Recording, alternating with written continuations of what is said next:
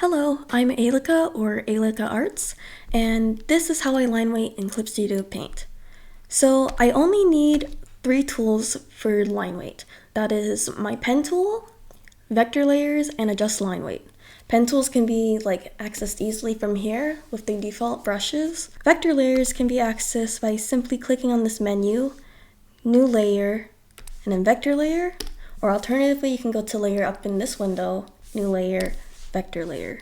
And then my last tool would have to be adjust line width, where you can find it in your vector editing tools. And with adjust line width, you can thicken your lines or you can thin out your lines. So with these two in mind, let's jump right into it. So my go-to tips for line weight is to use a G pen versus a uniform width pen. Not to say that you can't do my method with a uniform pen, but I find it just gives a lot of the trouble in having to adjust stuff with adjust line width if you just start with a G pen, because it does half of the work for you in making nice variations in your lines. So here are some of my go-to pens I like using. I like using the Turnip pen. That is a uniform width pen, and the advantage of it is that you can do a whole piece in just one consistent thickness. So if you want to start with really thick lines or really thin lines, and then I can add thickness and thinness to it with adjust line width afterwards. So this is an example of uniform lines right here. The problem with only using uniform lines with just my Turnip pen tool is that it all just looks the same and has no variation whatsoever, so it can come off as a little boring. But there are ways to use a uniform pen, for example, animation, where you have to do multiple drawings and the model needs to stay consistent. But if you want the best results, you should add some variation to your lines. For example, if I added more thickness or some thinness, it already gives it so much visual interest. Because without visual interest, we just tend to dissociate and just group the whole piece together. But with here, just by adding just a few lines, I have things to focus on and it makes it more interesting. Another pen I like using is the calligraphy pen. This is actually the pen I use to write all the writing in this presentation right now. But it's my favorite sketch pen because it's very loose and easy to draw and write with. It has a fair amount of thick and thin variation. So it's thick for straight vertical lines, thin for horizontal lines. And if you do curves or organic forms, it gives you that thick and thin weight distribution already. However, it's not very great for adding weight for symmetrical things such as faces and etc. This is a prime example of it. So you have a lot of too thin, too thick, and it just doesn't look right. Unless, that's your intention. But in this case, it just looks like a balloon rather than a face. But the advantage to using a calligraphy pen instead of other pens is that you could easily freehand objects like this and automatically give it a very nice line weight to it.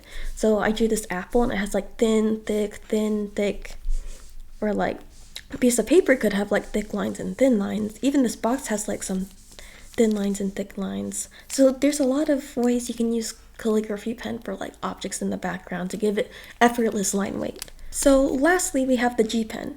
Unlike these other two pens, this pen has its own built-in weight control, and it's very dependent on your pen pressure. The advantage to this is that you can have faster variation without having to do post adjustments afterwards, but it also requires a good amount of pen control to master. Some good suggestions I have for using G pen is just practicing drawing lines. So trying to draw lines thin to thick, and then you'll just kind of have the feel for when to use thin lines and thick lines. Also doing circles, when to press your pen and when to lift your pen is good. And once you get that down, you can draw more organic forms, maybe bangs or hair and such, or boxes. But this is hard, and for people who just want to just have line weight that you can immediately apply to your work, this is only half of the process. A lot of it comes from adjust line width. Using adjust line width makes a huge difference in my workflow.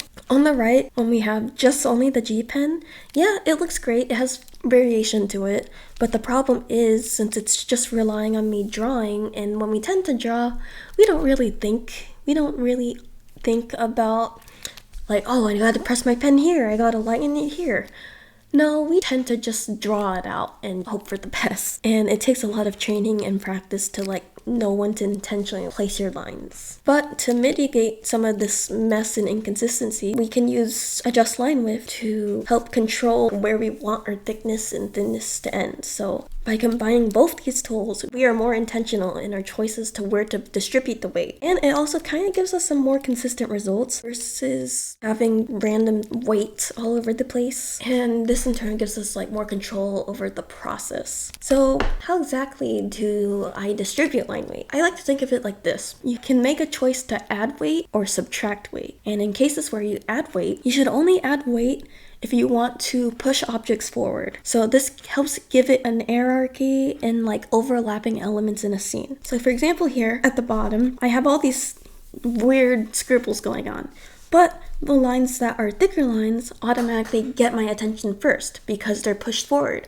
whereas the thinner lines are pushed back even though there's more of them going on compared to my simple lines in a circle. Another way to add weight is through intersections of the piece. So this gives off an ambient occlusion effect, which just makes you think anything that's overlapping would probably be darker. So like I would make this area thicker,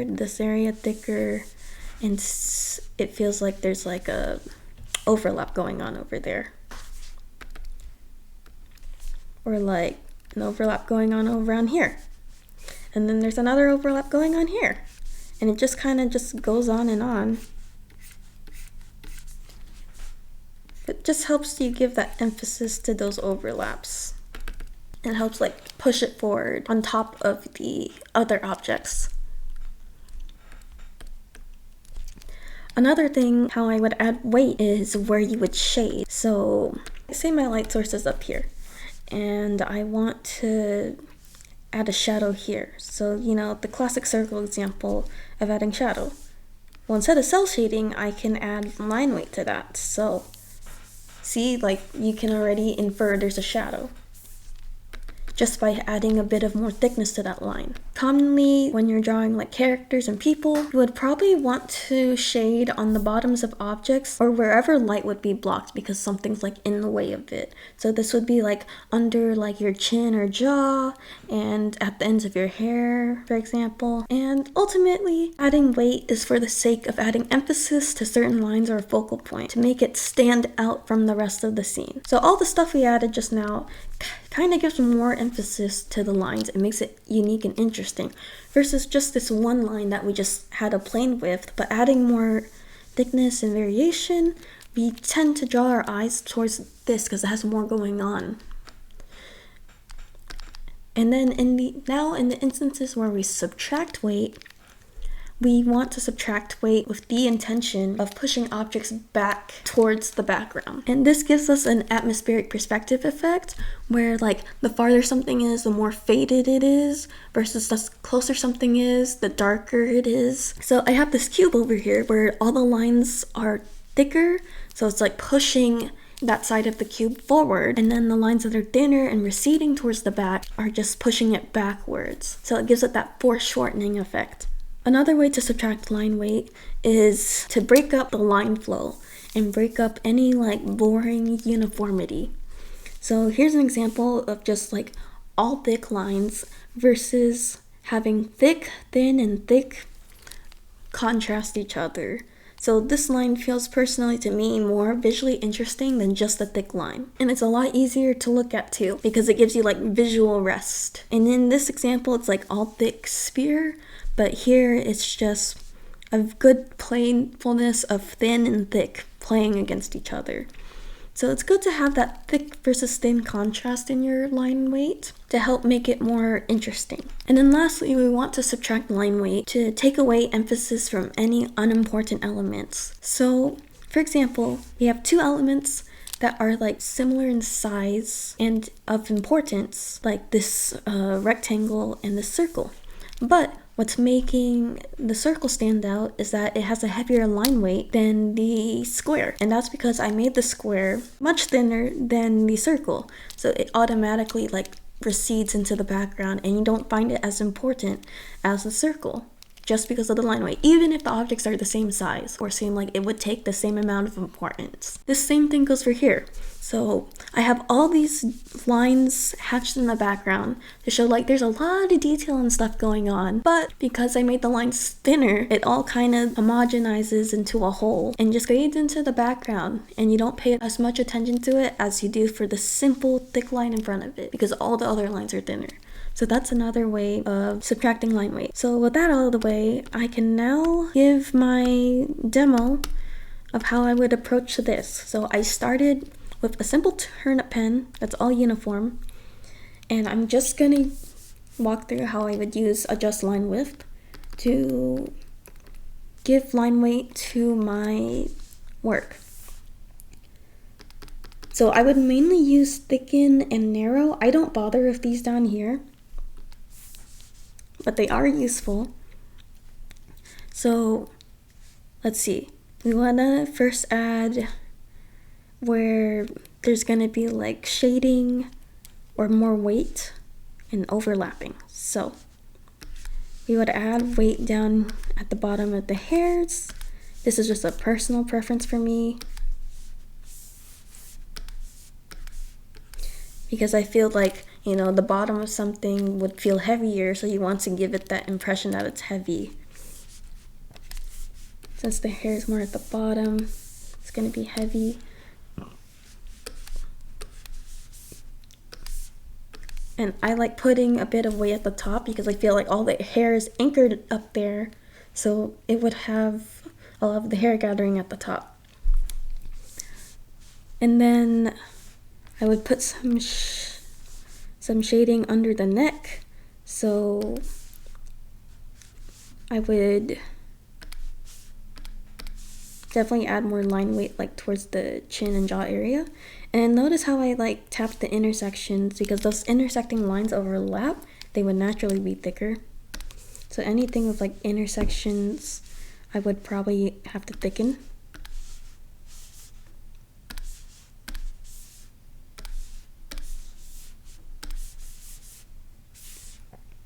Okay, and then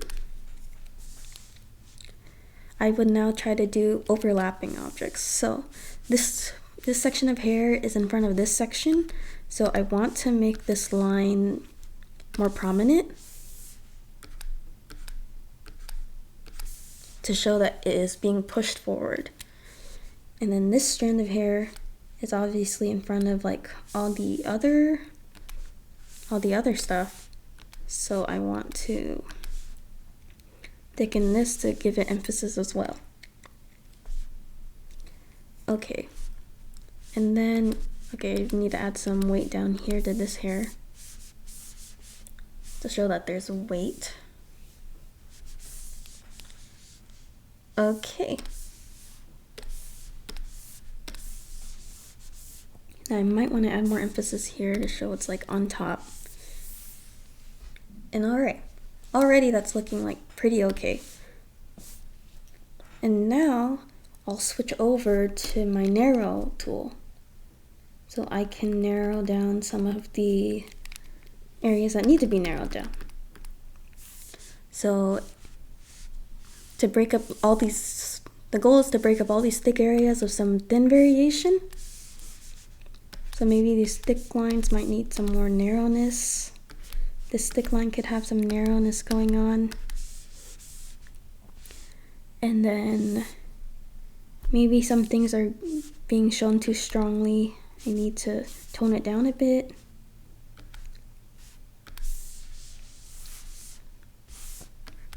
Like, I don't want this chin to be super thick.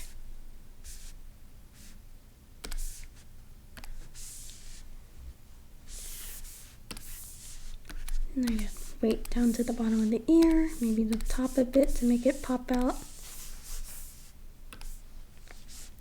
And then maybe I want to thin out the lips a bit. Thin out the nose a bit. Exaggerate this. It's when you're playing with Lineweight, it's good to try to exaggerate some parts. Like to exaggerate the weight, so like when you look at it from afar, it's like more apparent. And then let's see. I don't want to make the tips too heavy, so I'm gonna lighten that up because I feel like the ends of the hair should be like more wispy. So I should make it the ends of the hair more thin, not super thick.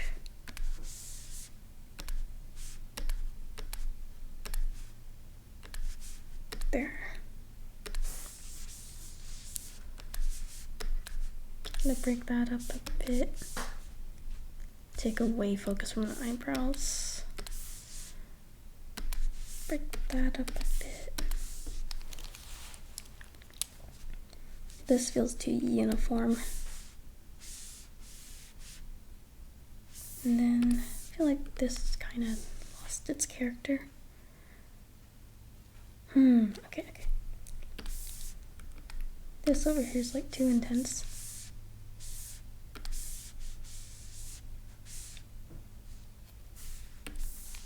This needs more thickness going on. Yeah, and it's just a matter of just adjusting. So yeah, I think that's good enough for me.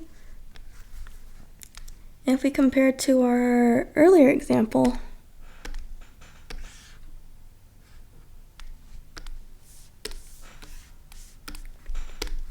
of this versus